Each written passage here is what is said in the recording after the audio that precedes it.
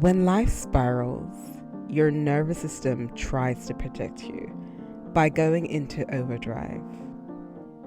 You start to feel everything all at once. Those suppressed emotions, they're just bouncing out of nowhere. It's okay. You're not broken. You're just feeling deeply. And that takes strength. It takes a lot of strength, not weakness. But what if instead of pushing the feelings away, you pause just for a moment to tune in?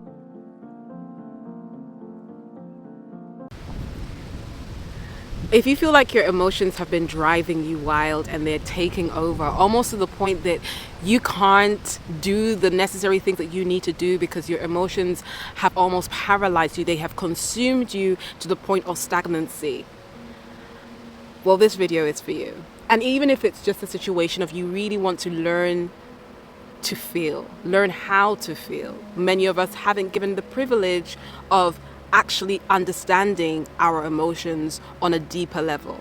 We are emotionally illiterate for the most part. I spend my time as a therapist with clients all the time helping them unpack their emotional space. Our emotions are indicators. They provide us with insight into what is happening around us, but also what is happening within. And it requires an accurate understanding of the emotion that you have to help process and then to help act upon accordingly and respond accordingly, as opposed to reacting from instinct, because that's exactly what our emotions are doing. They are releasing signals to lead to a behavior, usually in connection with our survival instincts: fight, flight, or freeze, right? So it's so important that we gain a good understanding of what exactly am I feeling. Now, that starts off with being fundamentally emotionally literate.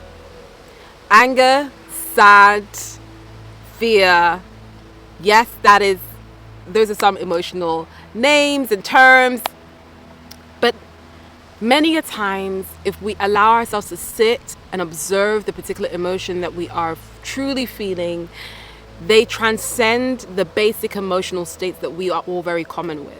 Clients have come and said, Dorcas, I'm feeling pretty triggered. I'm feeling sad. And I'm intrigued, and using my therapeutic curiosity, I said, I always ask, well, what do you mean by triggered? Triggered doesn't tell me anything. It's become such a buzzword. And many of us are very acquainted with the basic primal emotional names: anger, sad, fear, happiness. But we haven't really built our emotional language, our emotional literacy to accurately prescribe what we are feeling, making it difficult to actually process what we are feeling. It's like going to the doctors and saying, oh, I've broken my wrist, or I sprained my wrist. And then the doctor doing an analysis and then coming back and saying, oh no, you fractured your wrist. This is not just a mere sprain, that you've actually fractured.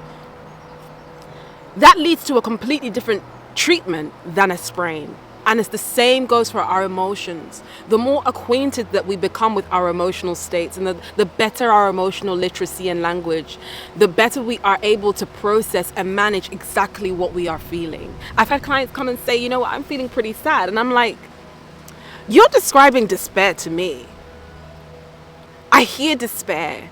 I hear a sense of hopelessness, that there is no path forward, that there is no solution, and hence why you're describing to me these chronic feelings of pain and anguish. This is not just mere sadness, this is despair. And when I am able to suggest or even offer that potential outlook of them feeling despair, and they sit there and they're like, oh my gosh, I am feeling really hopeless. The pain is way deeper than I'm actually truly describing. And therefore, the time of my processing, I'm actually being judgmental to myself, because I'm not really being honest with I'm not really being honest with how I'm really feeling. And hence why I'm here in this room trying to shift this sadness and trying to just shift it away really fast, because I have minimized it. And minimization is a technique and a defense that is often used so that we don't necessarily have to feel the depth of our pain. But we know now that everything is locked somewhere in the body. We can't hide, we can't run away from. It's always going to exist in some part of our body. It's always going to be locked somewhere until it's fully processed. And hence why we have these disproportionate reactions to several situations, because we haven't actually allowed ourselves to fully process that emotion at that particular time it was felt. Sometimes clients will come in and speak about happiness, and really what they're describing is a sense of contentment. It is this calm and peaceful state of just satisfaction with the present moment that is disconnected from any external reward, but arises from this full sense of sufficiency and acceptance. Instead of saying, oh, I'm fine, I'm okay. What is okay? What exactly is okay? What are you fine with? When you are able to accurately define what you're feeling, it leads to greater emotional honesty and transparency around where you are. Because you're confident and you have an awareness of what it is that you're experiencing. But for many of us, we have suppressed our emotions because we can't trust them, or we've seen people who have lived their life in the leadership and in the submission to their emotions, and we want to stay far away from that. And so we have lived this life, or we're creating a life that is so tight-roped,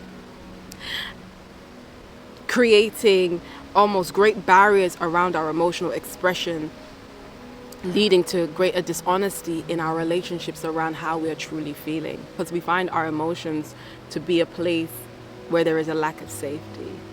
And hence why I will encourage you to just give yourself the time to sit, reflect, and to not judge how you're feeling, like your best friend would to you.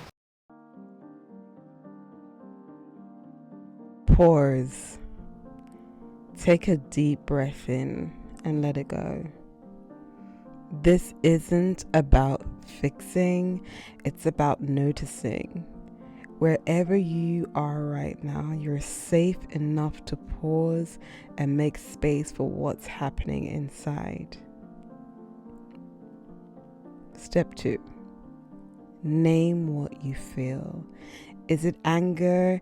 Is it shame? Is it grief? Is it numbness? Get curious and not critical. Say to yourself, I'm feeling, name the emotion, and that's okay. Naming your emotion reduces its intensity. It gives your brain a chance to integrate it rather than to be overwhelmed by it. Step 3. Map it in your body. Where do you feel this emotion? Is it a tightness in your chest? Is it a knot in your stomach? Is it heat in your face? Place your hand gently there. Notice the sensation without judgment. Our bodies carry so much wisdom. It's just asking to be heard. Give yourself, your body, this permission to be heard right now. Step 4. Be kind to yourself. Say this softly. This feeling won't last forever. I can let it move through me. Emotions are energy. When we allow them without fear or resistance, they will pass. Thank you so much for watching this video, and I hope that we are able to learn how to regulate our emotions a lot better moving forward. Don't forget to like, subscribe, and share for anybody who's been finding it difficult to just allow themselves to process their emotions, and comment on ways in which you are allowing your emotions to just be. It's such a pleasure, and thank you so much, beautiful souls.